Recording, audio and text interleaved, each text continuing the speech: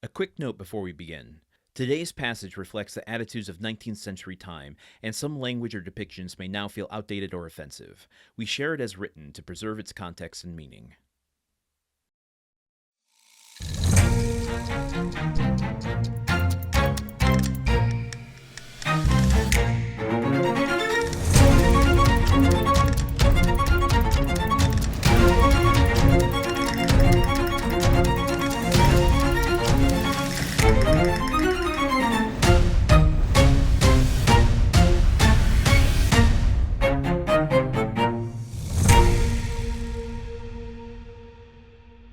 Arrived at Leghorn, he repaired to the house of a Jew, a dealer in precious stones, to whom he disposed of 4 of his smallest diamonds for 5,000 francs each. Dante half feared that such valuable jewels in the hands of a poor sailor like himself might excite suspicion, but the cunning purchaser asked no troublesome questions concerning a bargain by which he gained a round profit of at least 80%. The following day, Dante presented Jacopo with an entirely new vessel, accompanying the gift by a donation of 100 piastres, which he might provide himself with a suitable crew and other requisites for his outfit, upon condition that he would go to Marseille for the purpose of inquiring after an old man named Louis Dante, residing in the Aie di Milan, and also a young woman called Mercedes, an inhabitant of the Catalan village. Jacopo could scarcely believe his senses at receiving this magnificent present, which Dante hastened to account for by saying that he had merely been a sailor from whim and desire to spite his family, who did not allow him as much money as he'd like to spend, but that on his arrival at Leghorn he had come into possession of a large fortune, left him by an uncle, whose sole heir he was. The superior education of Dante gave air of such extreme probability to this statement that it never once occurred to Jacopo to doubt its accuracy. This is why you don't pretend to be who you are. I mean, I realize Dante isn't really running into trouble yet, but this is such a stretch of a connection here, but hear me out and hopefully we'll get somewhere with it. I'm often put in mind of a time in which, and maybe it still happens, I've been out of the dating pool for a while now, thank God, but the idea of presenting yourself differently from who you are, and sometimes to an extreme degree, just to get your foot in the door and then slowly reveal who you are and the truth behind you. And I've never understood that approach. I've known 1 or 2 people who have not done it in a egregious way, but you hear these horror stories, and I think pop culture, in telling stories like this, sometimes either out of malice or showing a character in desperation will pretend to be someone they're not. And I always wonder, what is that achieving? It's, if it goes well, you're having someone that you really like, fall in love with someone you aren't. And if it goes wrong, it's going to go wrong because of the very approach that you chose to do.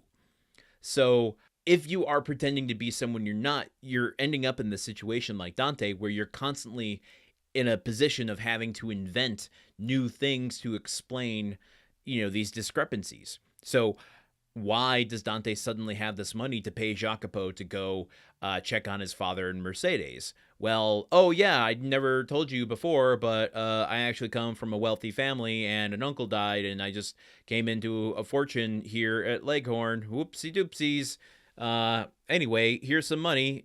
Go and do this thing for me. At a certain point, it's going to be impossible to hold the continuity of what is plausible for your story in your head. But let's be honest, Jacopo seems a little naive and is apt to believe anything Dante is suggesting. I guess also, and I don't mean to be overly cautious about this, but I put a disclaimer at the top of this episode because I'm not an expert in this, and I just want to be sensitive to the caricatures that have occurred over years and years and years. But the depiction of the Jewish character in this is unnamed and is kind of seen as, someone dealing in money and perhaps being secretive about it. And that has been a long running depiction of, Jewish culture for a long time. Again, many other expert people can speak to this better than me. Almost anyone basically can speak to it better than me.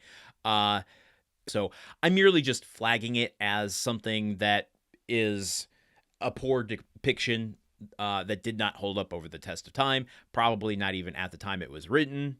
But it's not my goal here to set the record straight or to go into the historical depths of that. I do encourage you to go and learn about it yourself, how this is a caricature and the problems that can come from it. That said, and that acknowledged, and I realize that's the just bare minimum that I can do. Let's continue with the analysis of this episode. But let's not overlook in this section that Dante is tasking Jacopo, who I guess he trusts less out of seeing the virtue in Jacopo and more acknowledging the dedication Jacopo seems to have to him, tasking him with going to get information about his dad, who we learn is named Louis, and Mercedes. So this feels like, okay, the very first thing he spends his money on. The second he sells the diamonds or the jewels and has money to spend, the first thing he spends it on is finding out more about his dad and Mercedes, the people he loves. And I wonder if that is a slight nod to saying, despite the vengeance, despite the revenge, despite the greed and the dark turn that Dante is taking, he's still a good man at heart, and he is seeking information about the people he loves before he's seeking information about the people he hates. Well, this is an exciting turn of events, and Dante now acting with agency and autonomy with this wealth. I'm curious what more he's going to do, because we're still pretty early in this chapter. So join me here tomorrow as we find out more, shall we? The Countdown of Monte Cristo is part of the Gruntwork Podcast Network. This show is produced, edited, and hosted by Landon Solano. The original text of The Count of Monte Cristo by Alexandre Dumas. Theme song by Magic Solo. If you want to support the show and others like it, visit patreon.com/gruntworkpod. Thank you for listening. See you tomorrow.